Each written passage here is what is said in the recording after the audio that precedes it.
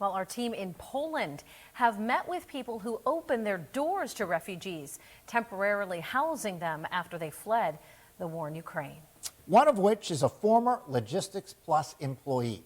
Our Washington, D.C. correspondent Rachel Knapp reports from Warsaw, Poland tonight. They drove to the border to pick up the three girls from the border, and this is how it started. Meet Ola. She's a former intern for the Erie-based company Logistics Plus. She lives an hour south of Krakow, Poland with her husband and their 8-month-old baby. When the war in Ukraine began, many women and children who fled to nearby Poland didn't have contacts or a place to stay here. But that's when Ola tells us that Jim Berlin, the owner of Logistics Plus, called her and asked her for help. That's when Ola says she, her family, her parents, including her aunt, didn't hesitate. There were 14 people, including children, that passed through our houses. We were able to relocate all the girls to the new apartments, but 14 people, yes. For their safety, we're blurring the Ukrainian refugees' faces. But Ola shared with us photos of how they prepared their rooms. After they stayed with her, she has since helped find housing for the refugees in cities near Krakow and Rzeszów, which is near the Ukraine border. So the first group, 6 girls, were for a week and a half in our home, and then we were able to relocate them, and then another group arrived. Another 6 one, yeah.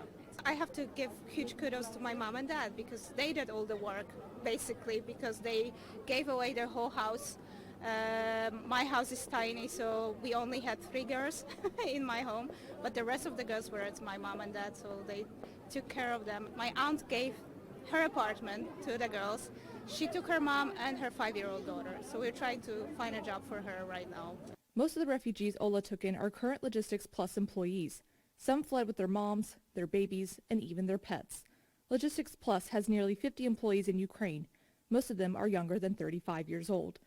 Ola says the women that stayed with her and her family, they wanted to help those still in Ukraine by collecting humanitarian supplies for the soldiers and sending it back to their home country. We asked Ola what it means to her by helping these refugees.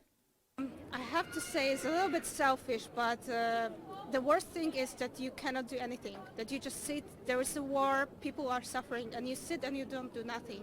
So it makes us feel a little bit better that with this little thing that we did, just open our house, we were able to help the girls. Turning strangers into family. The most important thing to us was that when the girls said that you are our family right now, and this is your mom is our mom, your father is our father, and it will be for the lifetime. It's sad that we meet in such a bad circumstances, but it's amazing that we did, and we will cherish that forever. In Warsaw, Poland, Rachel Knapp, Erie News Now.